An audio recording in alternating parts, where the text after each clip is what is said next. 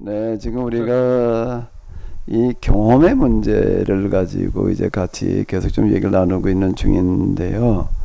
영성은 이해, 이론에서 끝나지 않고 이제 경험에까지 나아가야 되는데, 그런데 문제는 이 경험이라고 하는 거가 그렇게 쉬운 게 아니다.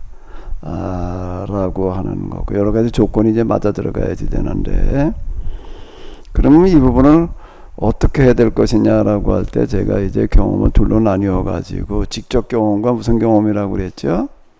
간접 경험인데요.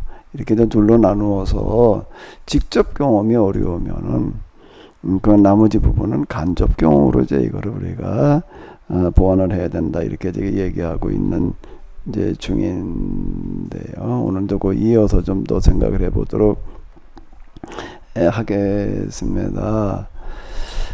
이제 간접 경험이라고 하는 거는 충분한 이해로 이제 많은 부분을 보완할 수 있다. 제가 이렇게 이야기를 합니다. 지난 시간도 말씀을 드렸었는데 다시 말씀을 드릴게요. 제가 충분한 이해로 직접 경험을 간접 경험으로 보완할 수 있다라고 하는 근거가 뭐지요? 그게 어떻게 더 가능하다라고 제가 이야기를 하는 거예요?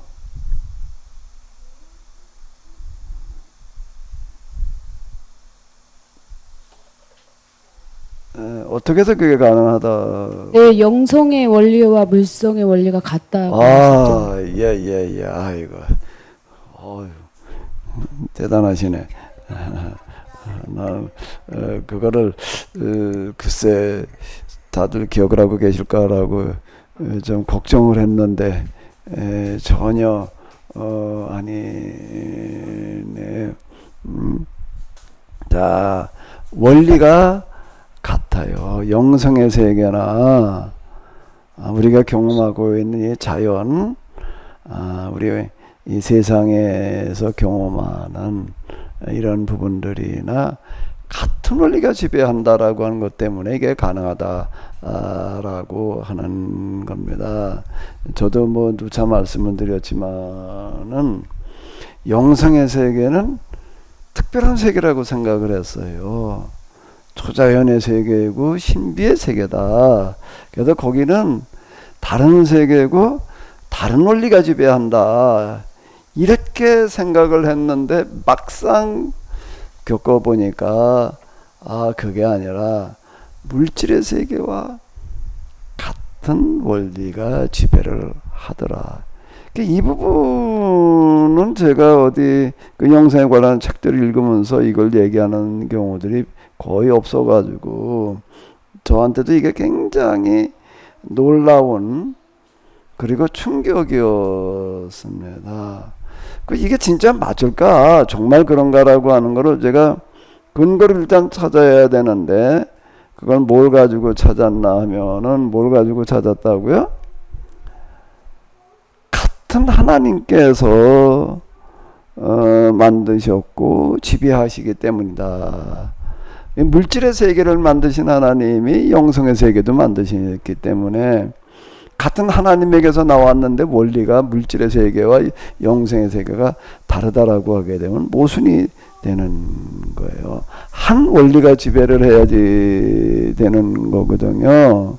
그게 일원론이라는 얘기야. 한 원리가 지배를 한다 그래가지고 일원론이라고 그러는 겁니다. 두 원리가 지배한다, 또 다른 여러 원리가 지배한다라고 하는 거 이원론 또는 다원론이라고 이제 이렇게 이야기를 하는 건데, 일원론이라고 하는 거는 성경은 헤브라이즘은 일원론이다라는 이야기는 한 원리가 보이는 세계, 보이지 않는 세계, 물질의 세계, 영성의 세계를 다 지배한다, 이런 얘기예요. 그러니까 일원론을 결국에 가서는 경험한 거예요. 근데 우리가 성경을 가지고 이야기를 하면서도 한 원리로 이해하려고 하기보다는 또 또 다르게 이해하려고 설명하려고 하는 경우들이 이제 있는데, 그렇게 되면 이제 이게 모순이 된다라고 하는 겁니다. 그러니까 같은 원리가 지배하고 있기 때문에 제가 이제 이 직접 경험을 뭘로 좀 보완할 수 있다고 얘기를 한다고요? 간접 경험으로 보완할 수 있다라고 하는 겁니다. 근데 이것만 가지고서 제가 또 간접 경험을 얘기하는 거는 아니에요. 또 다른 이유가 하나가 있습니다. 또 다른 이유가 뭘까요? 한번 조금 생각해 보시고 또 얘기를 해봐요. 우리 진상쌤 방학해가지고 오셨는데, 어제 아까 뭐 같은 논리가 지배한다는 걸 얘기를 했으니까 어디 또 얘기를 해봐요. 다른 또 하나 이유는 뭘까요? 제가 이렇게 얘기하는 이유는 직접 경험이 아닌 간접 경험으로 보완할 수 있다, 보완해야 된다. 제가 이렇게 얘기를 하는 거예요. 또 다른 근거는 뭐가 있을까? 누구나 다 거기에 도달해야 되도록 하나님께서 만드시지 않았을까, 제 생각이에요. 누구나 가야 할 길, 누구나 가야 할 길, 갈 수 있는 길. 제가 이제 이렇게 얘기를 하거든요. 그런데 그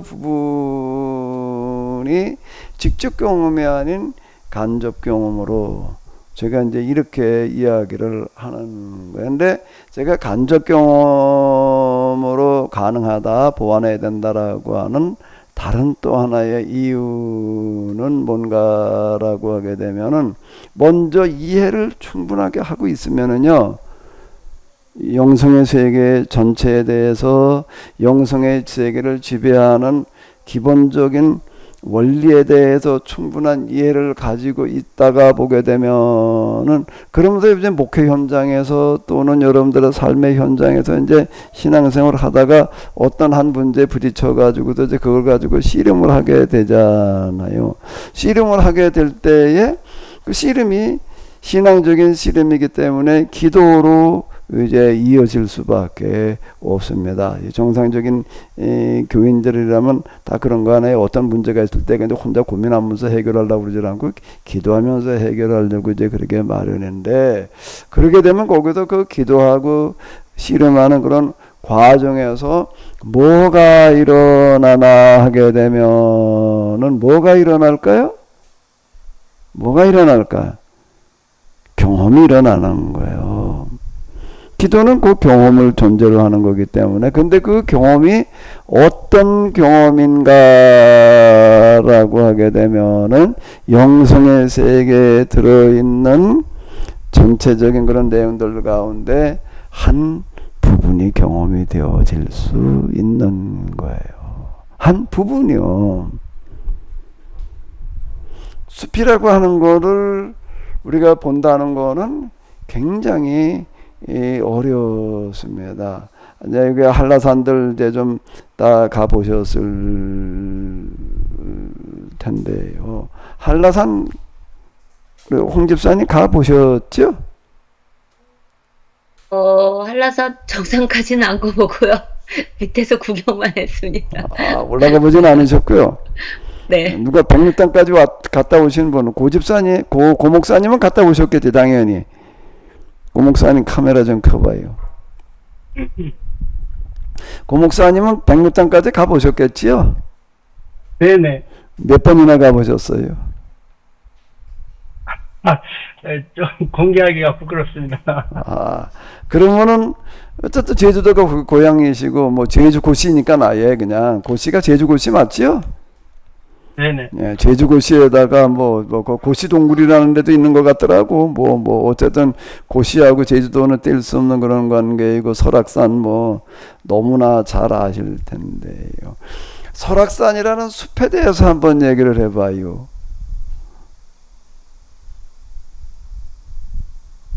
설악산은 이 산림 쪽에 관심 있는 사람, 산림 전문가들한테는 연구 대상의 한 표본이에요.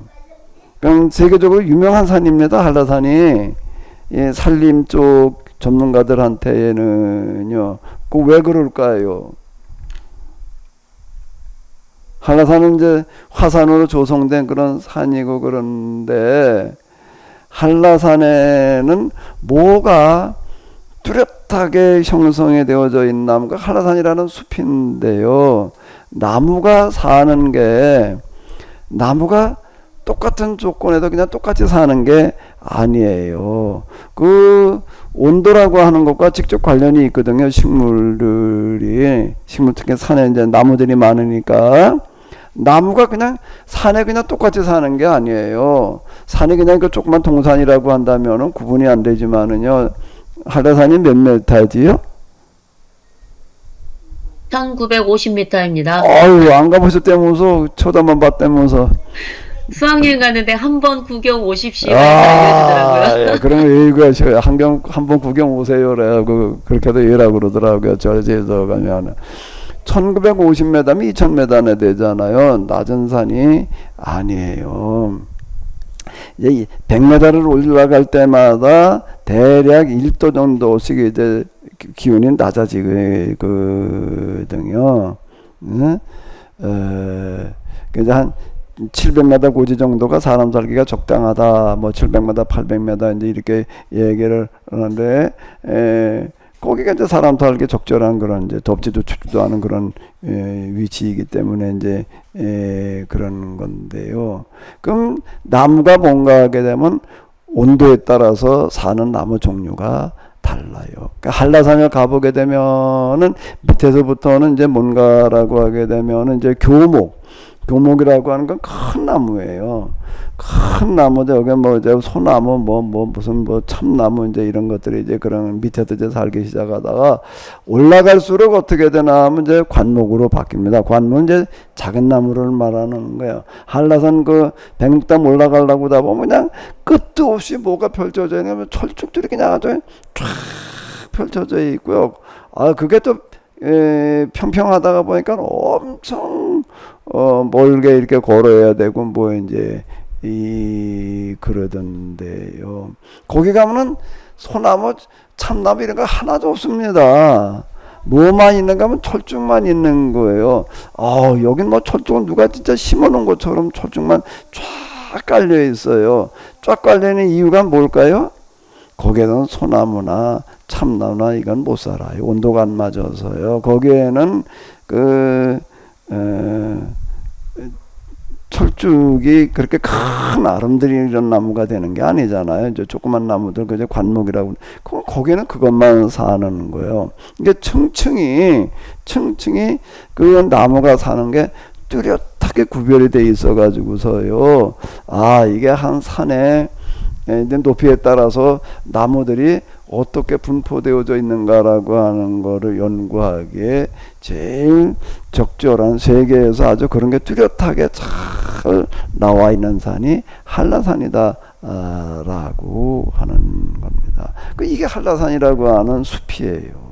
근데 우리가 지금 한라산 내가 가서 그냥 백록당에 갔다 왔다라고 하더라도 그게 눈에 보이는가? 그거는 아주 전문가 수준으로 관심을 가지고 보는 사람이 여기가 지금 해발 몇 메다니까 여기 이런 나무만 사는구나. 그리고 또 조금 더 올라가니까 그 다음에 또 다른 나무가 살고 또 다른 나무가 살고 또 다른 나무가 살고 이게 뚜렷하게 구분이 되어지는 그까지는 못 보는. 그럼 뭐는 볼 수 있는가라고 하게 되면 내가 한라산 갔다 왔어. 백록까지는 안 가고 버스 타고 어디까지 올라간다고요. 버스 타고 그냥 어디까지 올라갔다 와서 그럼 거기까지 본 거예요. 오름들이 거기는 많잖아요. 이제 화산fun하고 조그만 그런 그런 것도 이제 갔다 오는 게 그러니까 억새가 그냥 뭐 고져 있더라 뭐 어쩌더라. 그러니까 부분은 보는 거예요. 부분은 마찬가지로 이제 뭔가라고 하게 되면은 여러분들이 신앙생활을 하다가 보게 되면은 다 누구에게나 평탄한 그런 과정보다는 여러 가지 이제 굴곡과 어려움이라는 게 있게 마련이고 그럼 그거 가지고 이제 기도하면서 씨름할 수밖에 없어요. 그러면 거기에서 부분적인 경험이 일어나는 거예요.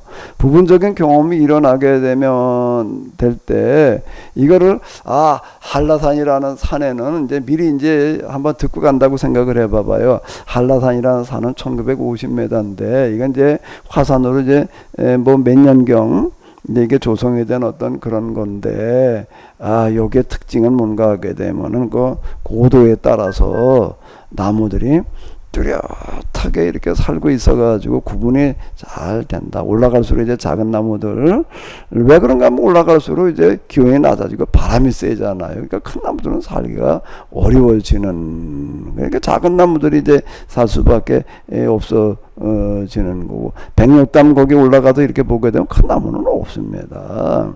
조그만 나무들 그냥 이런 것들이 주로 이제 있고 이제 그러죠. 그걸 이제 여러분들이 알고 갔다면 미리 충분하게 설명을 듣고 사진으로다가 또 이렇게 쭉 보고 갔다면은, 아, 여기가 대략 지금 몇 메다쯤 되니까는 이런 나무들이 사는구나, 여기 이런 나무들이 있구나, 이런 나무들이니까 이제 이렇게 되는 거예요. 모르고 있을 때는 그냥 철쭉이지 뭐, 그리고 끝나는 건데, 아무 이해가 없으면은, 그러니까 철쭉이 있더라, 또 어디쯤 가니까 뭐 무슨 나무들이 있더라, 뭐 어쩌더라, 그냥 그러고 넘어가고 끝나는 겁니다. 근데 이거를 알고 한라산으로 올라가게 되면은 쭉 이제 눈에 이렇게 보이는 거예요. 그러니까 이제 한라산에 대해서, 한라산의 숲이라는 거에 대해서, 한라산의 특징이라고 하는 거에 대해서 알고 한라산 등반을 하는 거고, 그냥 등반하는 거하고는 이제 전혀 다르게 되는 거야. 아, 여기가 이제 어디쯤 돼가지고서 이러이러한 나무들이 살고 있구나. 그럼 똑같은 얘기가 되는 건데, 이제 여러분들이 이제 이런저런 문제를 가지고, 건강의 문제를 가지고, 또 무슨 뭐 가정의 이제 불화의 문제를 가지고 뭐 기타 등등을 가지고 씨름을 하다가, 이제 씨름이라는 게 기도하면서 씨름을 해야 되잖아요. 그러다 이제 그게 어떤 경험이 이제 일어나는 거예요. 그럼, 아, 지금 내가 경험한 게 이런 거구나, 이게 이해가 돼야 된다는 게, 이해하고 연결이 돼야 된다는 거예요. 그러면 그게 뭐가 되는가라고 하게 되면 뭐가 되는 거예요? 간접 경험이 되는 겁니다. 그래서 이게 일지를 제가 이제 쓰라고 그래요. 이런 일지 써놓은 것들 보게 되면, 거기 뭐 이런저런 오늘 있었던 일들, 그 일들을 가지고 이제 뭐 씨름했던 거, 그 다음에 기도했는데 뭐가 어떻더라라고 하는 것들이 적어 놓으셨어요. 그럼 이제 제가 이렇게 보면서는, 아, 지금 이제 이런 일을 겪고 있구나. 그 영성의 과정, 전 과정이라고 하는 것 속에서 지금 이제 이거로구나 하는데, 대부분 읽어보게 되면 뭔가 하면 잡념의 단계에서 씨름을 하고 있는 거예요, 지금. 잡념의 단계에서 그냥 뭐, 잡념의 단계에서는 기도하는 것 같지가 않습니다. 계속 갈등이 생기는 거예요. 아이고, 뭐, 기도해봐야 집중도 안 되고, 그냥 그냥 시간만 그냥 때우고 있는 것 같은 느낌이 들고, 아, 이제 여기서는 온갖 갈등들이 다 생깁니다. 이걸 내가 계속 해야지 되나? 이게 무슨 소용이 있는 거지? 이걸 무엇 알아야 되는 거지? 아, 이제 이런 생각들이 이제 끊임없이 다가오는 거예요. 그걸 이제 다른 측면에서 이렇게 놓고 본다라고 하게 되면, 이제 마귀가 이제 더 못 가게끔 이제 방해하는 어떤 그런 거거든요. 근데 난 지금 내가 지금 마귀한테 방해받고 있다는 생각이 안 드는 거예요. 여기서는요, 마귀를 아직 그렇게 내가 깊이 알고 있는 게 아니니까, 그냥 아유, 기도를 했는데 뭐 오늘은 그냥 뭐 졸다가 말아서 집중이 안 돼가지고 그냥 뭐 하고 있었어. 뭐 조금 어떤 분도 뭐 집중을 했더니 뭐 어디 뭐 진동이 오는 것 같은 거, 몸이 어떻게 뭐 되는 현상이 나타나고 뭐 이제 이러는 이제 그 경우가 있는데, 대부분은 제가 이렇게 주르르 이렇게 보게 되면 잡념의 단계, 언저리에서 지금 왔다 갔다 하고 있는 거예요. 여기에서요. 그런데 그러다가 이제 이게 더 내가 기도라고 하는 거는 마음을 실어야지 되는 거예요. 온 마음과 뜻과 힘을 다해서 하는 여호와를 사랑하라 그랬는데요. 기도할 때야말로 거기에 온 마음과 힘과 뜻이 다 동원돼야지 되는 거예요. 근데 그게 쉽지를 않습니다. 그런데 이제 어떤 이제 심각한 문제가 생기면은, 아, 이제 뭘 집중을 해라 마라 할 게 없어요. 아, 이게 뭐 당장 이제 이것 때문에 가정이 파탄나게 생겼는데, 부도가 나게 생겼는데, 병이 나가지고 이제 죽게 생겼는데,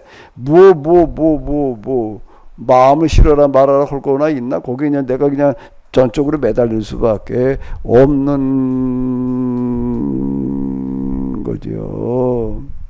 이제 이게 영성의 길이라는 거가 내가 이제 스스로가 이렇게 어느 정도 이렇게 해가지고 집중해가지고 가면은 좋은데 그게 안 되면 하나님께서 이제 수동적인 방식을 동원하시는 게 이제 이런 거예요. 어려운 문제를 갖다가 줘가지고 이젠 그거에 그냥 죽기 살기로 매달리지 않을 수 없게끔 이렇게 그런 환경이 돼버리면은 이제 이게 그렇게 할 수밖에 없게 되어지거든요. 그러니까 그렇게 되기 이전에 이제 우리가 미리미리 대비를 해놓는 게 좋은 건데, 그러니까 사람이 참 쉽지를 않습니다. 근데 일지를 써놓다 보게 되면 이제 나중에 이제 이게 보여. 그럼 이제 내가 어떤 문제 때문에 이제는 뭘 기도를 해라 말아라가 아니라 이제 뭐 기도하지 않을 수 없고 내가 그냥 아주 여기에 그냥 죽기 살기로 매달리지 않을 수밖에 없는 그런 상황이 되어서 씨름을 하다 보게 되면 무슨 일인지 거기서 겪어지는 거예요. 그러면 이제 지금 내가 간접 경험이라는 건 지금 내가 요 단계에서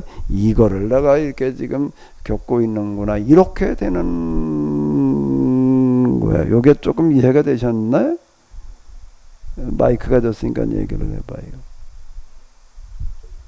네.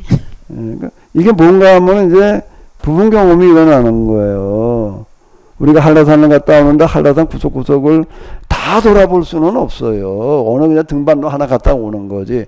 그러나 한라산을 산림 전문가들이 연구하러 올 때에는 우리가 그냥 등산로 따라서 갔다 오지 그렇게 갔다 오는 게 아닌 거예요. 그 다음에 구석구석을 다 둘러보면서 이제 그 식물 분포도를 그 높이에 따라서 어떻게 분포가 되어 있는가라고 하는 걸 표본 조사를 해가면서 올라가는 그런 거거든요.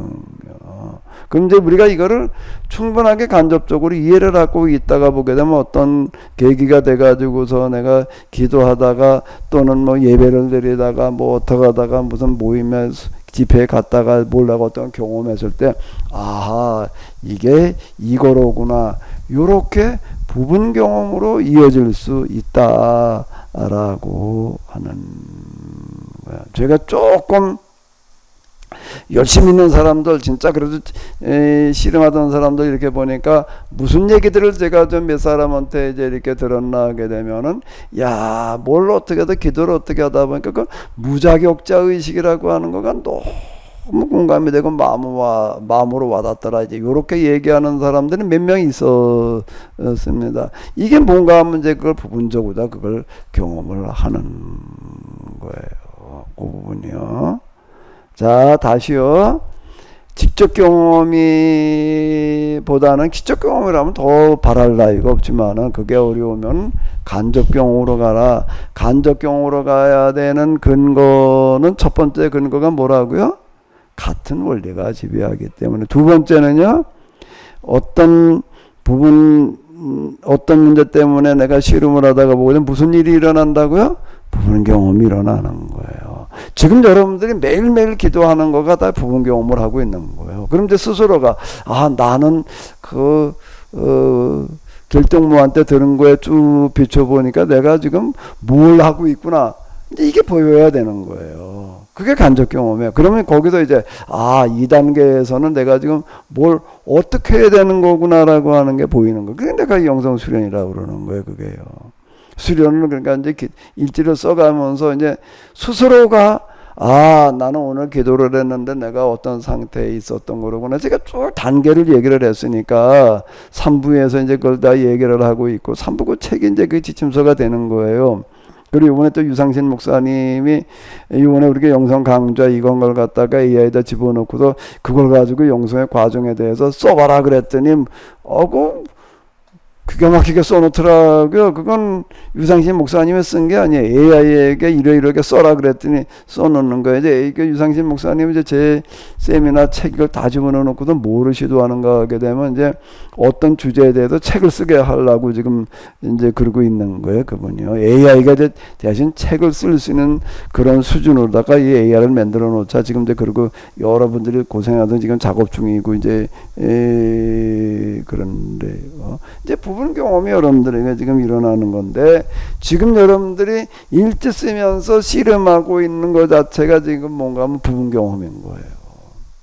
그거를 스스로가 내가 지금 뭐다라고 하는 거, 어떤 단계에서 뭘 하고 있구나라고 하는 거를, 그럼 오늘은 독특하게 딴 때는 겪어보지 못하던 거, 오늘은 좀 집중이 되면서 또 몸이 또 무슨 어떻게 뭐 팔이 올라가더라, 뭐 어디가 어떻게 뭐 흔들리더라, 어쩌다 이렇게 얘기하는 사람들이 이제 가끔 거기 이렇게 보니까 있더라고. 그럼 오늘은 내가 뭘 겪은 거구나가 스스로가 분별이 돼야지 되는 거예요.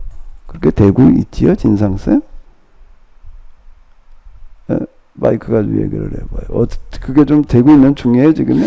그래서 목사님 저 듣고 보니까 좀 그런데 어제 저도 요즘에 심각한 어떤 절박한 문제가 있어서 어제 기도를 하는데 막 몸이 엄청나게 막 진동이 일어나서 저는 스스로 생각하기를 이거는 정신 집중의 한 현상이다. 그렇게 될 때 그게 뭔가 하면은 무슨 일이 오늘 일어난 건가라고 하게 되면은 집중이 됐을 때 나타나는 현상 중에 하나라고 이해를 하면 되는 거예요. 그게 이제 어떨 땐 환상이나 음성이나 이제 지금 몸이 이제 뭐 어떻게 되는 그 현상으로 나타났다라고. 근데 그건 사람마다 다르기도 하고 꼭 같은 사람에게 그때마다 다르게 나타날 수가 있어요. 그게 조금 더 이제 심화되게 되면은 그 다음 단계로 넘어간다. 그러니까 그런 현상이 나타나는 건 어쨌든 집중할 때 나타나는 거잖아요. 집중이 안 될 때는 그런 현상도 안 나타나는, 몸이 뭐 어떻게 뭐 경직이 된다든지 흔들리는 뭐 이런 게 없는 겁니다. 그러니까 집중이 됐을 때 나타나는 현상이다. 제가 이제 계속 설명을 했잖아요. 그러니까 그렇게 되면 이제 당황하지 마시고, 내가 지금 이제 평소에는 기도가 그냥 집중이 안 돼가지고 하다가 요즘 심각한 문제의식을 가지고 기도를 하다 보니까 이런 현상이 지금 이제 나타나고 있구나. 그럼 이제 그 다음엔 어떻게 해야 되는 거예요? 그래서 그 이론상은 더 계속 집중을 해야 되는 거 아니에요? 그 집중의 상태를 좀 계속 유지할 뿐만 아니라 좀 더 바른 방향으로 집중을 해 나가는 거예요. 바른 방향으로. 그 이제 가야 될 방향이라는 게 쭉 있잖아요. 거기다 맞춰가지고 이제 스스로가 그게 이제 뭐가 돼야 되는가 하면 제가 이제 간접경험 이렇게 자꾸 얘기를 하는 거는 분별이 되는 거예요. 스스로가 분별이 되는 겁니다. 그래서 내가 지금 뭐를 겪고 있구나. 어떤 단계에 와 있구나. 그래서 여기서 지금 뭘 내가 어떻게 되는구나. 이제 요게 되라는 거예요, 지금. 그걸 지금 여러분들이 훈련하고 있는 겁니다. 지금 하는 게 뭐라는 거? 그걸 하고 있는 거예요. 자, 여기까지 중에서 혹시 좀 하실 말씀 있으시면 하세요.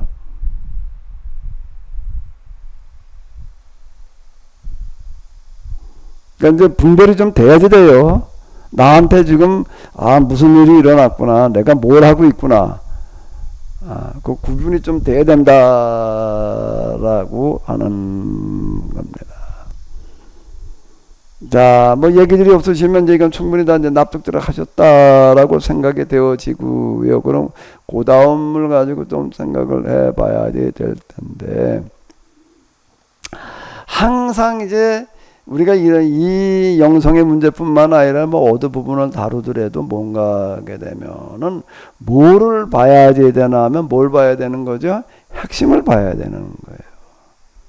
본질, 핵심, 근본, 뭐 이제 이런 표현들이 지금 바로 이제 그걸 얘기를 하는 거거든요.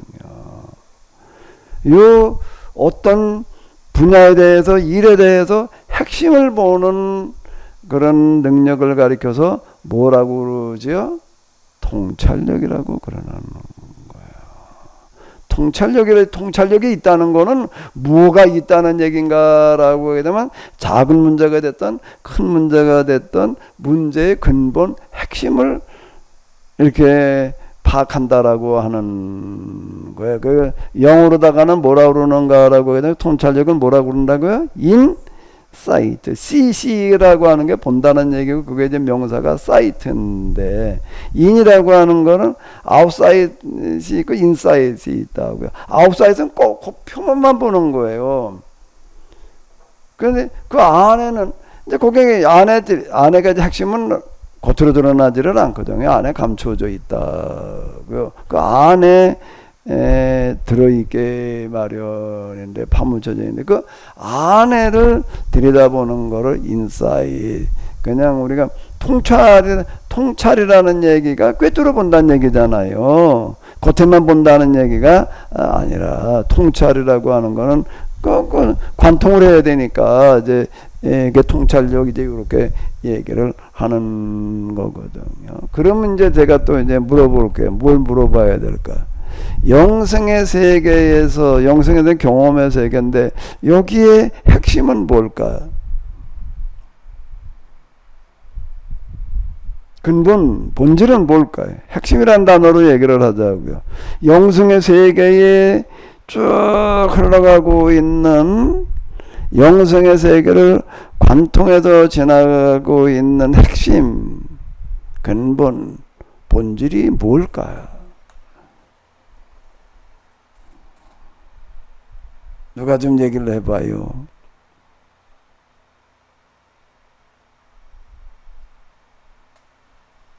뭐 또 뭐 얘기를 하려고? 얘기해 보셔. 생각을 얘기를 해봐요. 저는 하나님, 나, 그거에 대한, 남에 대한 이해가 아닌가. 다시 뭐라고요? 하나님과 나와 또 남, 또 마귀를 이해하는 게 아닌가. 진정한 이해. 이제 좀 뭐 비슷하게 얘기를 하긴 한 것 같은데요. 이제 요거에 조금 어려운 단어를 쓴다면은 실존의식. 실존의식이라고 하는 거는 실존, 현재 지금 나를 얘기를 하는 건데, 내 의식이라고 하는 거가 중요한 건데요. 실존의식이 어떻게 다가오는가 하면, 하나님 앞에 딱 내가 섰을 때, 하나님과의 관계 속에서 하나님 앞에 내가 노출되어졌을 때 나라고 하는 게 어떻게 느껴지는가, 이제 그걸 제가 실존의식 이렇게 이제 얘기를 하는 건데요. 그 실존의식이 핵심이다라고 하는. 그럼 실존의식이라고 하는 게 하나님 앞에 섰을 때 나라고 하는 게 어떻게 느껴질까요? 이 부분은 놓치면은 안 되는. 그리고 여러분들이 기도를 하든지 신앙생활을 하든지 일상생활을 하든지 간에 이 부분은 꼭 내가 가지고 씨름을 해야지 되는 거예요. 하나님 앞에서 내가 어떤 의식을 가져야 되는가, 어떤 의식이 하나님 앞에 섰을 때 주어지는가라고 하는 거고, 여기가 중요한 거거든요. 그게 뭘까요? 이 부분이 제일 중요하다라고 생각을 해가지고 제가 그걸 가지고 이름을 붙여서 써먹어요. 그게 뭐지요? 케노시스예요. 왜 케노시스 영성원, 뭐 케노시스 교회, 뭐 케노시스 이렇게 얘기를 하는가라고 하게 되면, 이게 핵심을 얘기하는 용어이기 때문에 제가 지금 이걸 쓰고 있는 거예요.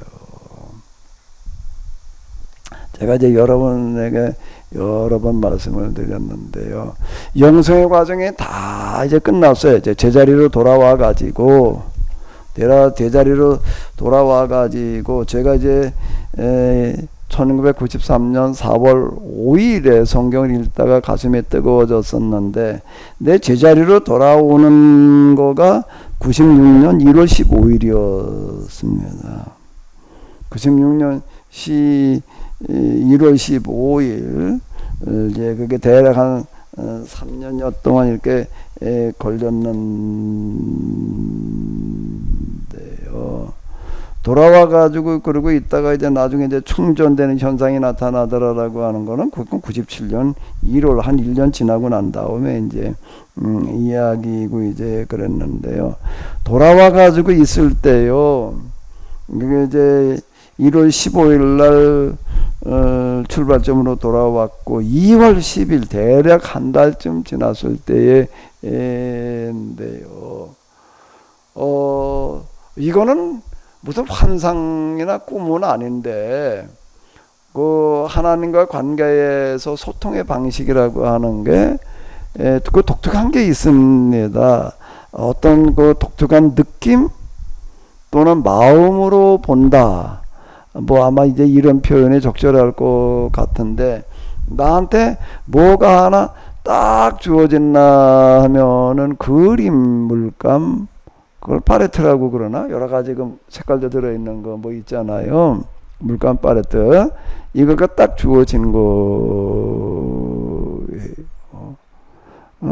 그런 팔레트 새로운 팔레트가 하나 또 주어졌고 그 다음에 이제 아무것도 묻지 않은 새로운 붓이 하나 이렇게 딱 주어졌어요. 그리고 나서 이제 뭔가라고 하게 되면 저보고 내가 이제 가지고 싶은 색을 내가 골라라 예요. 빨간색만 갖다 놓으면 빨간색이고 파란색만 갖다 놓으면 파란색이지만 갖다 배합을 하면 여러 가지 이제 내가 원하는 색깔을 다 만들어낼 수가 있거든요. 기본적인 그 색깔이 들어있으면 그걸 가지고서 이제 원하는 색을 내가 비율을 갖다 맞추면 되니까 맞춰가지고 내가 이제 원하는 색을 이제 내가 선택을 해야지 되는 거더라고요. 하나님께서 선택해 주시는 게 아니라요.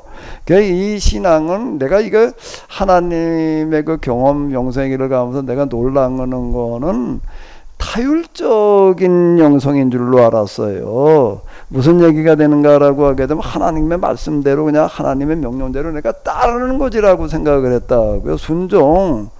그랬는데 그게 아니라요. 완전 반대예요. 타율적인 신앙이 아니라 자율적인 신앙이에요.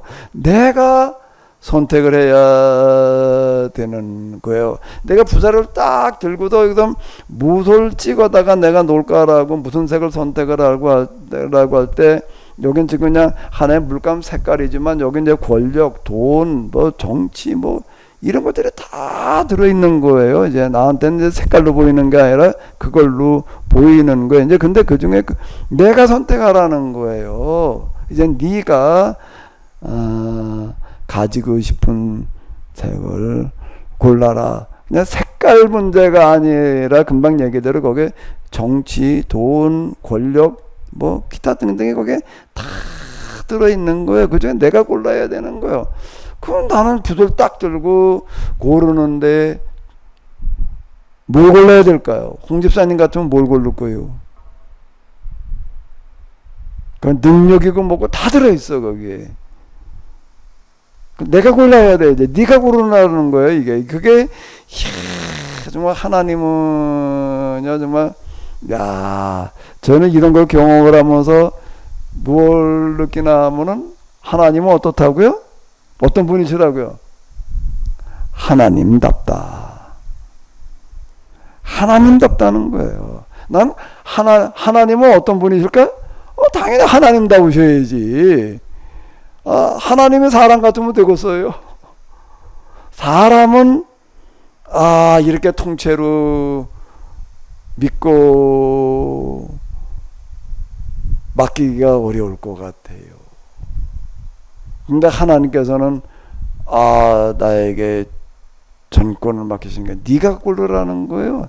네가 선택하라는 거예요. 홍 집사님은 뭘 고를래요?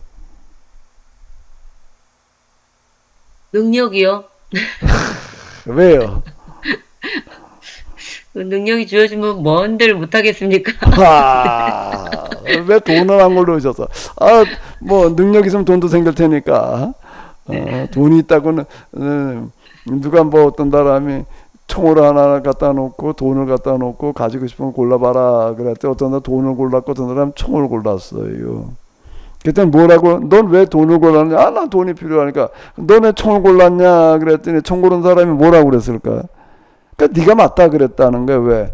총 있으면 돈을 뺏을 수 있지만은, 돈만 가지고서는 뭐 돈과 총 산다 뭐 그럴 수도 있기도 하겠지만은, 돈 있으면 당연히 저 총이 있으면 돈은 내가 뺏으면 되지 않냐 뭐 이렇게 누가 얘기를 했다라고 이제 이렇게 얘기를 하는데, 고 목사님은 뭘 고르실래요?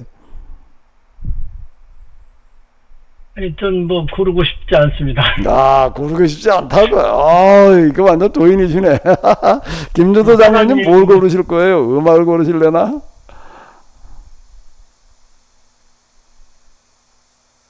저요.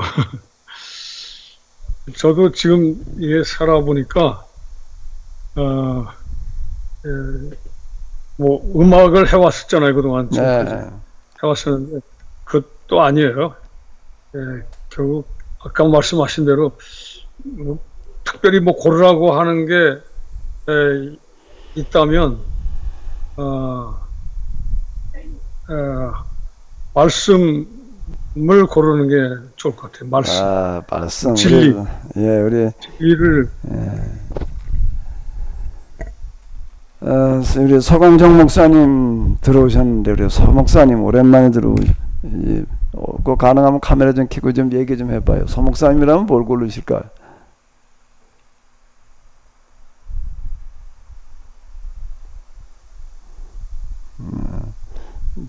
뭐 얘기가 없으신데, 우리 김정은 권사님이라면 뭘 고르시겠어요?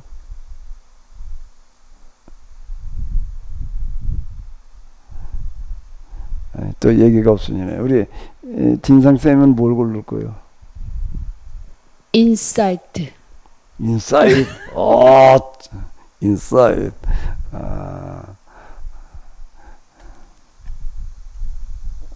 저는 주저하지 않고 딱 골랐어요. 주저하지 않고, 이거 망설이지 않았습니다. 이거 여러 가지 온갖 게 다 놓여 있는데 내가 거기서 골라야 될 건 딱 한 가지밖에 없더라고요. 뭘까요? 케노시스. 비움이에요. 비움. 그래서 그 케노시스 뭐 비움의 길 뭐 자꾸 이렇게 이제 우리 김주 장로님께서 그 작곡해 놓으신 거에서 이렇게 보게 되면, 저는 주저하지 않았어요. 거기 온갖 게 다 놓여 있는데 제가 골라야 될 거는 뭔가 하면 비움이더라고요. 뭐더라. 그럼 질문이 생기실 것 같은데? 그러면 안 고르셨다는 거예요? 비움을 선택하셨다는 비움을 거예요? 그 선택하는 차이가 뭡니까? 비움을 선택하는 거예요, 거기서. 근데 진짜 물어야 될 게 그걸까? 왜 그걸 선택하셨어요? 왜 그걸까? 자, 왜 내가 이걸 골랐냐면, 어떤 사람이요, 그러니까 탈무드에 나오는 얘기예요. 그러니까 탈무드라고 하는 게 인간의 지혜를 다루는 그런 책이어서 우리가 좀 이렇게 좀 눈여겨볼 만한 것들이 많이 있는데, 어떤 사람이 이제 죽게 됐는데 재산을 많이 가지고 있었어요. 재산을 많이 걸고 이제 죽게 됐는데, 이 재산을 누구에게든 물려줘야 될 텐데 자식은 아직 어린 거예요. 이게 철부지예요. 그러니까 이걸 이제 고민을 하다가 어떻게 했나라고 하게 되면, 제가 몇 번째 얘기했던 어떤 이런 건데, 자기 집에 종이 여럿 있잖아요. 그 여럿 있는 종 중에서 한 사람을 골랐습니다. 그리고 그 사람한테 재산을 다 물려줬어요. 자식한테 물려주지를 않고요. 왜 그랬을까요? 자식이 아직 어려가지고 얘한테 물려줘가지고서 얘가 관리가 안 되겠는 거예요. 옆에 있는 사람 누군가가 다 그냥 쏘겨먹어가지고 다 뜯어가 버리고 말지. 그래가지고 종 가운데도 어떤 종인가 하면은 재산을 충실하게 잘 관리할 만한 능력 있는 종한테다가 다 물려줬다고요. 다 물려줬는데 조건을 하나를 딱 달았어요. 조건 하나를 딱 달았는데 뭐를 달았냐면, 나중에 내 자식이 몇 살 성년이 되걸랑 그 자식이 원하는 한 가지만 줘라. 그리고 나머지는 네가 가져라 그런 거예요. 그러니까 이제 종이 그냥 그걸 재산을 물려받아가지고 참 잘 관리를 했다고 이제. 그런데 이제 그 아들이 좀 컸어요. 이제 어른이 된 거야 이제. 그 이제 약속을 지켜야 될 거 아니에요. 우리 주인 어른께서 이렇게 말씀을 하셨습니다. 이제 그거 이제 증서가 있으니까 한 가지는 내 자식이 원하는 대로 주어라 이랬어요. 그랬더니 그 아들이 이제 뭘 달라고 그래야 되려나, 집을 달라고 그래야 되나, 뭘 달라고 그래야 되나, 무슨 땅을 달라고 그래야 되나, 하나만 골라야 되는 거예요. 홍 지사님이라면 뭘 고를 거예요? 능력?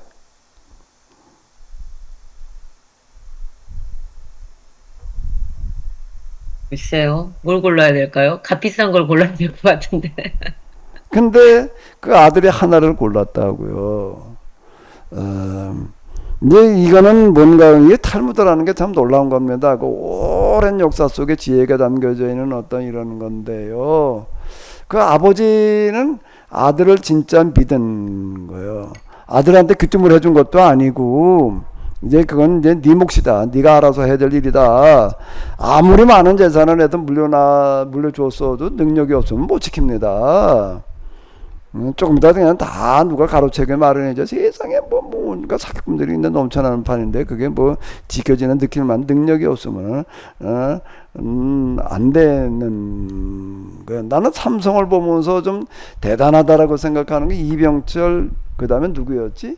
이건희, 이재용으로 3대를 이어줘도 저만큼 유지가 됐다는 게 참 놀랍단 말이야. 그건 능력들이 있지 않으면 그건 모두 죽어가는 겁니다. 참 집안 3대가 그래도 저걸 꿈직여갈 만한 사람들이 된다는 게 너무 놀랍다. 중간에 뭐 망하는데 얼마나 많아요. 참 대단하다. 이제 그런 느낌이 이렇게 드는데, 그 아들이 뭘 골랐나. 하나만 딱 고르니까 난 하나를 고르니까 다 돌아봤어요. 뭘까요? 그 종을 고른 거예요. 나는 너를 가지겠다 그런 거예요. 그럼 그 종을 가지겠다 그러는 거예요. 그 아버지가 진짜 의도한 게 그거였다고요. 그러면 종을 가져오면 그 종권 다 누구께 되는 거예요? 주인께 되는 거예요. 그 아들에게 그렇게 하기를 기대하고 그렇게 한 거였다. 아들에게 나중에 빚을 남겨가지고 야 종을 달라고 종을 선택을 해라 그렇게 알려준 게 아니고 이제 그랬다라고 얘기를 하는 어떤 이제 그런 게 있는데, 그럼 내가 왜 케노시스 선택한 거 같아? 다 가지시려고. 케노시스 안은 다 들어있는 거예요. 케노시스가 하나님의 원리예요. 하나님의 존재 원리예요. 하나님의 존재 원리고 존재 양식인데, 하나님의 존재 원리와 존재 양식은 다 가지고 있어서 다 가지신 것이 아니라 다 비우셨기 때문에 다 가지고 계시는 거예요. 그게 이제 빌립보서 2장 5절로부터 나오는 그런 얘기. 자기를 비워 종의 형체를 가져 죽기까지 충성하셨기 때문에 그에게 세상 모든 게 주어지는 거예요. 그게 하나님의 존재 양식이고 존재 원리이고 소유 원리예요. 다 비우기 때문에 다 주어지는 원리예요. 이 길은요.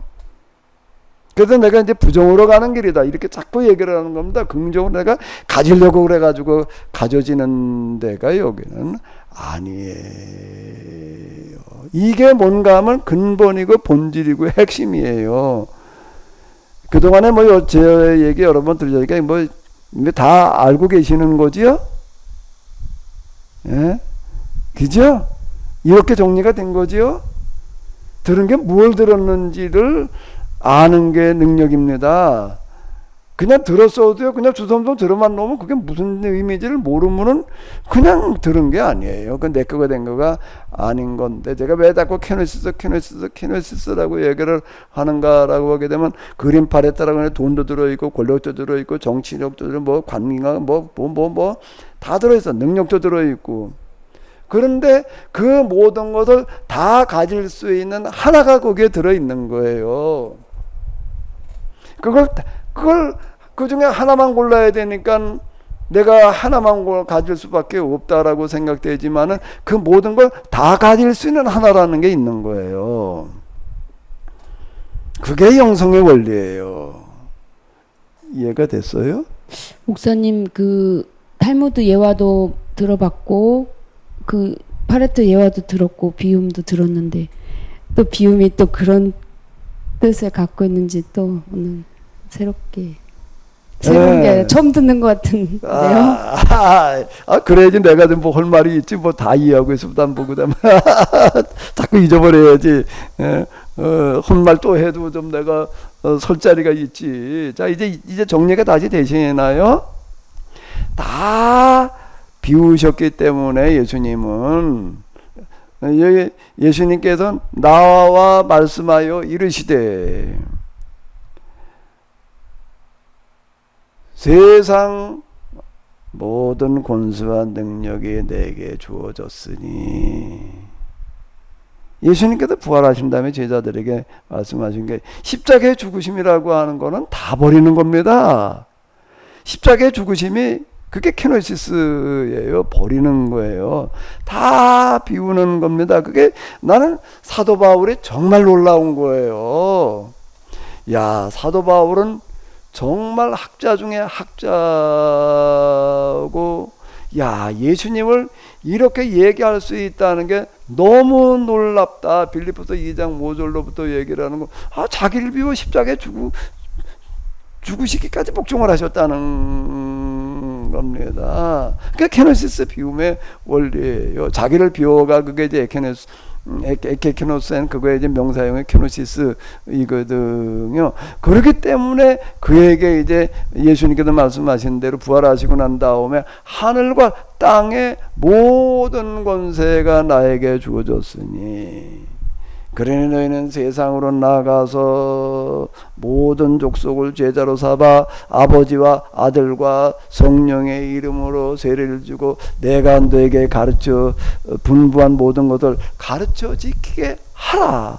하늘과 땅의 모든 권세가 예수님에게 주어지는 것은 뭔가 하면 예수님께서 모든 걸 다 버리셨기 때문에 그게 가능한 거예요.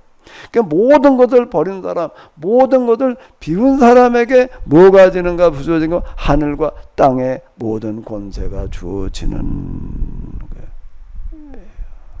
그러면 너희는 나가서 모든 족속을 제자로 삼으라는 겁니다.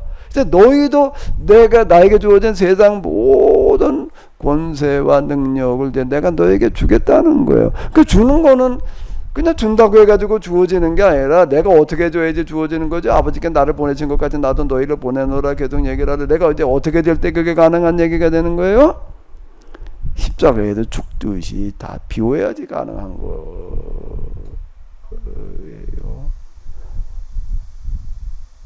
가지려고 하는 생각, 그 욕심, 뭐 기타 이렇게 우리가 얘기를 그걸 다 버려야지 되는 거예요. 아예 무에 이르러야지 되는 겁니다. 비움에 이르러야지 되는 거예요. 여기가 뭔가 하면 근본이고 핵심이고 본질이 여기가 이제 아르케고 그리고 또 그 다음에 뭔가 하면 로고스예요. 헬라어로 얘기는 아르케 로고스라고 그걸 부르거든요. 그 사람들은. 자, 조금 이제 정리가 되셨나요? 좀 정리가 되셨어요? 다 들었던 얘기인데 뭘 탈무드 얘기도 들었고 파레토 얘기도 다 들었던 얘기잖아. 근데 뭐 어떻다고? 자, 이제 그게 아닌데 걔가 안 돼서 그러는 거예요. 그게 들어맞는 거지. 내 걸로 만드는 작업이 이제 그 영성 수련인데요. 그게 이제 간접 경험이 일어나야 되는 거예요. 간접 경험이 이제 부분적으로 다 이제 이게 터득이 돼야지 되는 어떤 이제 이런 건데요. 자, 여기까지 중에도 혹시 좀 하시고 싶은 얘기 있으면 하세요.